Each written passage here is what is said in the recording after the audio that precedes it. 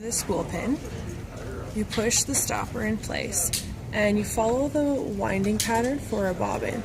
So that on this particular machine, it involves coming around this post right here. Every machine is a little bit different though. Because we've already got the string. And then on the bobbin itself, there's a little hole on the top.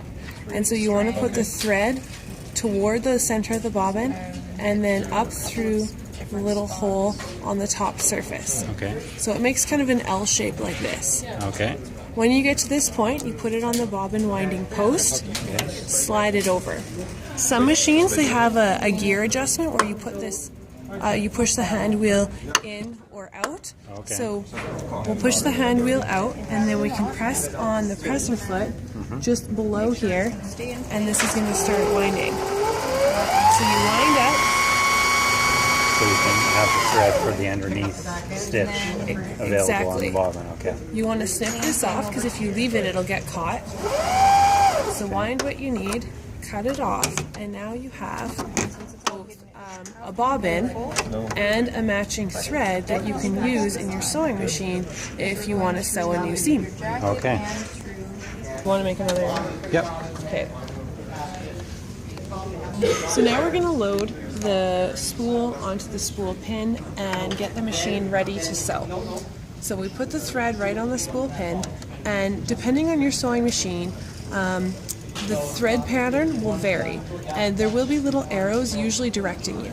So we go through the top thread catch right here, and then it comes down and around, up through the upper looper. That's what this is called here. And this upper looper moves up and down with every stitch.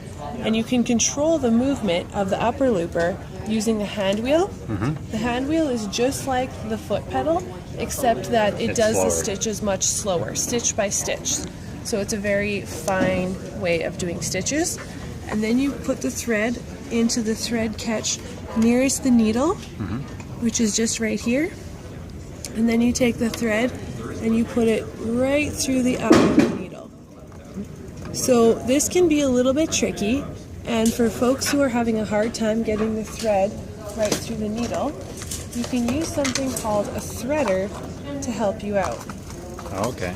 So what a threader is it's something that has a tab like this and a fine metal wire, and you approach the needle from the back side. So you stick the threader, through right through the back, and what it does is it makes the hole much wider for you to put your thread through. Yeah. So you put your thread through that fine wire, and then just pull it through. and then you pull it through, exactly. Okay. So we have our top thread ready to go, and we want to change our bobbin thread at this point. So you can take off your bobbin cover, take out the bobbin itself, and we put a new bobbin in. And when we drop the bobbin in, we want to make sure that the thread is in the right direction, so the thread changes direction when the thread gets put into this thread the arrow right catch. there is showing that. Exactly. That shows you which direction you would like the thread to go around like this. Okay. And this puts tension on the bobbin thread so it doesn't unravel as you're sewing. It's not free moving. So now we want to get your thread through the stitch plate. And to do that, you turn the hand wheel toward you while loosely holding your thread with some slack, and you'll see that the thread comes around, snatches that bobbin thread, and just pulls it right up through the stitch plate. So then we can replace the bobbin cover, and we are ready to start sewing. All right. A lot of assembly required. Every time you have to put in a new thread, it takes some work.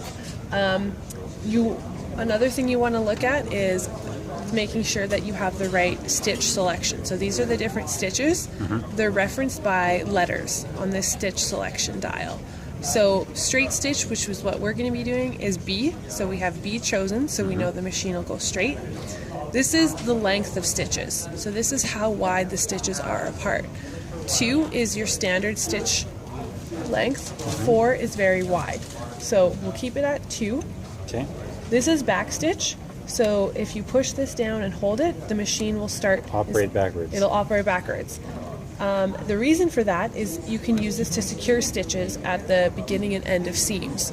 So you start sewing, and then you backstitch a little bit, and then you keep sewing, and then when you get to the end, you backstitch a little bit, and you end the seam and that there. locks the seam. It locks the seam. Back in the old days, before the backstitch, you would see people knotting the ends of their thread together. Okay. This does the same thing, although it's much more efficient. Oh, okay. Yeah, whenever I hand stitch, of course, I'm knotting, or pretty much that's how I'm doing it. Exactly. So the backstitch really helps with that. So to get your project started,